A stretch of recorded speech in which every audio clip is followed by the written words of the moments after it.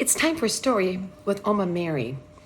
And I had been looking for this book for several days, thinking I had it, and then thought maybe I had lost it or it got given away. Well, yesterday I looked one more place on my shelf. This book is called Different and Alike.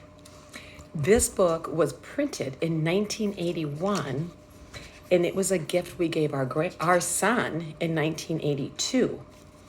And it's talking about different and alike. It's a little bit longer story, so I hope you can bear with me. What if everyone you knew was exactly like you? What if they had the same color of hair, the same color of eyes, and they were just exactly your size? What if they even liked all the same things you liked, the same TV shows, the same games, and the same kind of jelly on their peanut butter sandwiches? If people were all this much alike, it would be a pretty boring world. Luckily, we are not all the same. Some of us are taller than others. Some of us are fat. Some of us are thin. Some of us wish we were something other than what we are, at least some of the time. You may have lots of freckles while your brother has none. The boy who sits in front of you at school may be able to wiggle both of his ears. I can do that. While you can't even wiggle one, but you may be able to whistle much better than he. Because we're not all alike, we say we are different. Being different is only one way of being you. You should feel very special when you realize that no one else in the world is exactly like you. Some differences are greater than others. Your skin may be black, white, or yellow, and you notice it's different from someone else's skin. Your family may go to church on Sunday while your neighbor's family goes on Saturday. Some neighbors don't go to church at all. Some go to the mosque or the temple. That's a difference in religion. If you say y'all, it rhymes with ball. And your friends say you guys, that could mean you come from different parts of the country. Someone who comes from a foreign country would speak even more differently than you.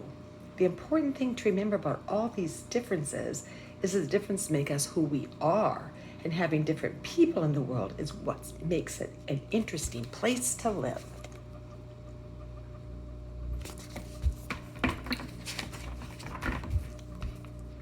Some differences are called handicaps, or differing abilities is a more appropriate word we use now. Sometimes you may see or meet someone who has differing abilities.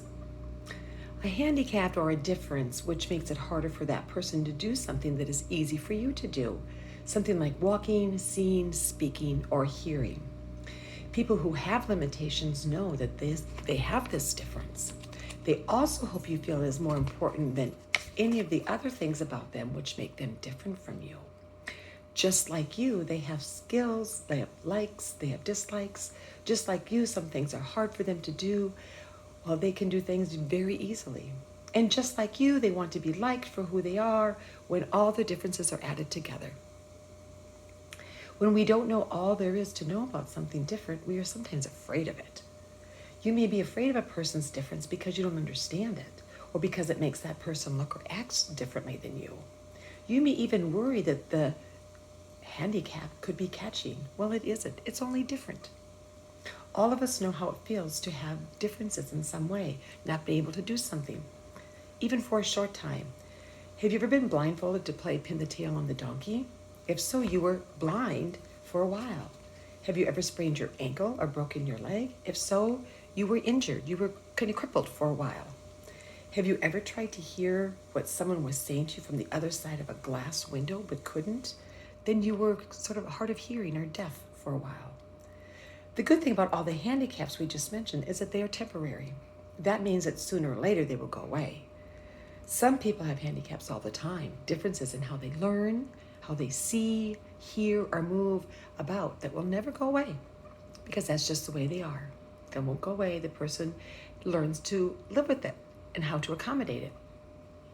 They must try to understand why they have that difference. Were they born with it, or was it caused by some accident or illness? What things can still be done? What things can be harder for them to do because of the limitation? Once they know the answer to these questions, then they can begin to learn how to do some things that will help them work harder to do things in a new way. And after a while, these people realize there is still so much more for them to learn, experience, and feel that having a handicap doesn't really matter so much after all. And it helps us learn from each other. If you're watching television and suddenly something happened to the sound, you would be very upset and frustrated, wouldn't you? Part of the enjoyment of watching your favorite program would be gone because you would no longer be able to hear what was happening. However, soon you would stop worrying about hearing and you would try to figure out what was happening in other ways. You would watch the people, what they were doing, and the expressions on their faces. Maybe you would even watch their lips to see if you could figure out what they were saying. People who have hard of hearing watch lips. Some people learn to read lips. Being deaf or being unable to hear can be caused by some things, like blindness. Deafness can be present at birth or can be a result of an illness or accident. Some people are only hearing impaired and can be helped to hear better by a small radio-type appliance called a hearing aid. People who are totally deaf need to learn new ways to communicate. People who are totally deaf can no longer hear with their ears. They learn to hear by using their eyes. With their eyes, they can tell what you are saying by reading your lips. Talk to your friends by moving your lips without making a sound. Can you understand what they're saying?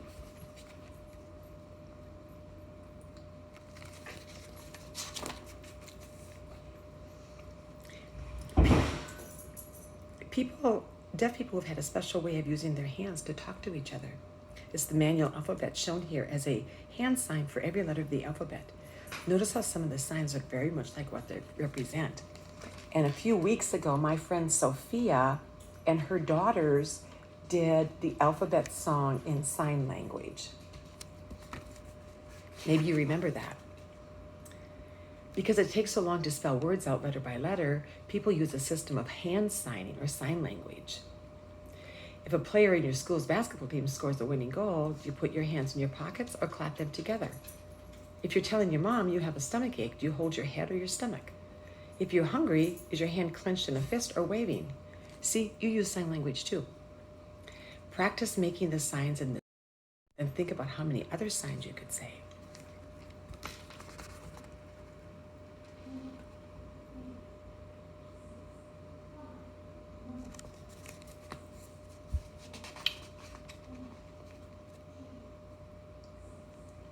In addition to hearing aids, other tools are used to help people who are hard of hearing or deaf. A special telephone, which includes a keyboard like a typewriter and a computer-type screen, allows one deaf person to send a message to another deaf person.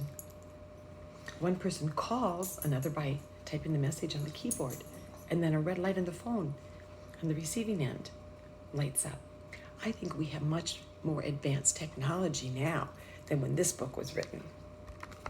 There are many more devices that I bet you might know about. So being blind means always being in the dark and is different. It takes quite a bit of adjustment. While some people are only partially blind and can still see shapes and shadows, like being in a camping tent at dawn, other people can't see anything at all. Remember how we said deaf people learn to talk with their hands and hear with their eyes? Blind people learn to see using their hands and ears. And this you can't touch, but this is a sample of Braille that people who can't see to read learn their letters, and it's raised letters. That's how they learn to read books. They also have special ways of doing things too. They listen very carefully. By listening, they know when someone enters the room or when the cars have stopped at the traffic light and it's safe to cross the street. They also memorize where everything is in the home so they can move more freely and not bump into any of the furniture. Some people have special dogs called seeing eye dogs who help them by leading them safely from place to place. When I was a teenager and in 4-H, I raised a seeing eye dog, and my dog went to Israel to help a teacher over there. And then my daughter raised 2 dogs to be seeing eye dogs. So we've helped with that. Some people are doubly handicapped because they are both deaf and blind. They can't hear or see. That means they can't use their ears to help them see or their eyes to help them hear. These people are still able to communicate. Many persons who have trouble hearing and seeing through palm printing or finger spelling. In palm printing, each letter in a word is traced in the palm of the deaf-blind person. Ask someone to write a secret message on your back with your finger, and then you try to figure out what that is.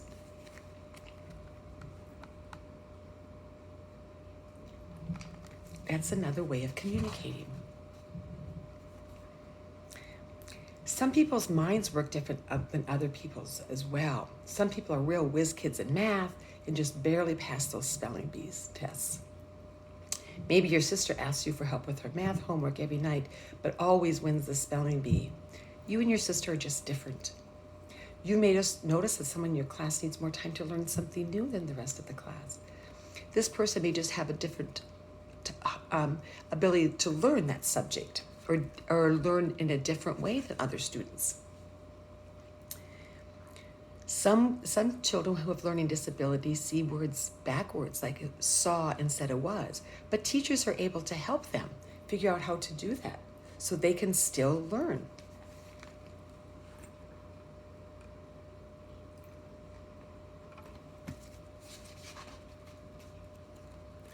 Sometimes, like I showed you yesterday, when I'm using my cane and my walker, people have more physical disabilities where they need more assistance. So sometimes they need help with getting dressed. And here's an example of a young person using a device to get clothes out of her clothes closet. So she is able to help dress herself and learn how to do that differently.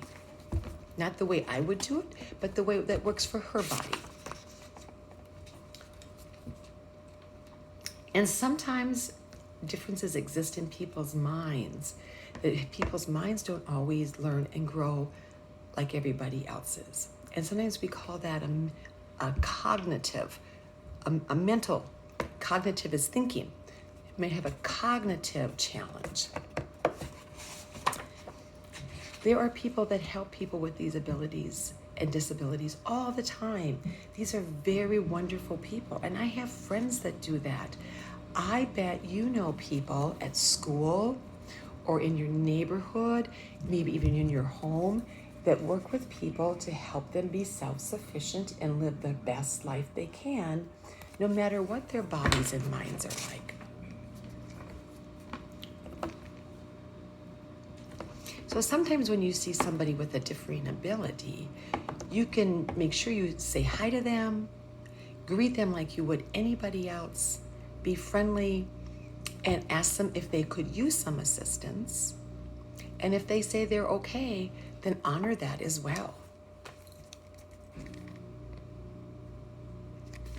You know, right now, Oma Mary is using a walker, so I have some friends who are walking with me when I walk my dog, just so I can be a little safer and they can be my friend.